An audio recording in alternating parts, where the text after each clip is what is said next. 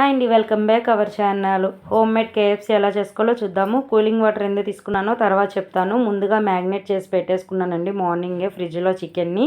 ఇప్పుడు ఒక ప్లేట్ తీసుకొని 1 కప్పు మైదా, 1/2 కప్ కార్న్ఫ్లవర్, 2 టేబుల్ స్పూన్ కారం, 1 table spoon salt, 1 table spoon garam masala అన్నీ కూడా ఇలా వేసేసుకొని బాగా మిక్స్ చేసుకొని పక్కన పెట్టుకోవాలి. మార్నింగ్ మ్యాగ్నేట్ చేసుకున్న చికెన్లో ఏం వేసుకున్నానంటే పసుపు, కారం, ఉప్పు, పెరుగు అన్నీ మనకి తగినట్టు నేను 1/2 కేజీ తీసుకున్నాను.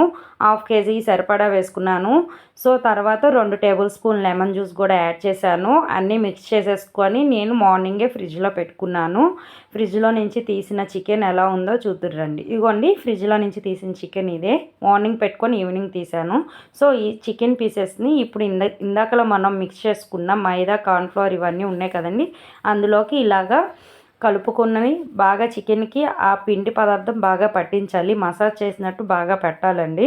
సో అలా పట్టించిన ముక్కలన్నీ కూడా ఒక ప్లేట్లో తీసుకున్నాను. సో కూలింగ్ వాటర్ ఎందుకు తీసుకున్నానంటే కూలింగ్ వాటర్లో ఇలా డిప్ చేస్తే మనకి క్రిస్పీనెస్ అనేది బాగా వస్తుందండి. సో ఇందాకలా మనం మైదాలో పెట్టి మళ్ళీ ఇలా కూలింగ్ వాటర్లో 1 నిమిషం అలా ఉంచి మళ్ళీ తీసి సేమ్ అలాగే మైదాలో మళ్ళీ అంతా పిండంతా చికెన్ ముక్కలకి పట్టించాలి. అన్నిటికి ఇలా పట్టించిన తర్వాత ప్యాన్ పెట్టుకొని స్టవ్ ఆన్ చేసేసి ఆయిల్ వేసుకున్నానండి. ఆయిల్ వేసుకున్న తర్వాత ఈ చికెన్ పీసెస్ అన్నీ డీప్ ఫ్రై చేసుకోవాలి. స్టవ్ని మీడియం ఫ్లేమ్లోనే ఉంచుకొని ఫ్రై చేసుకోవాలండి.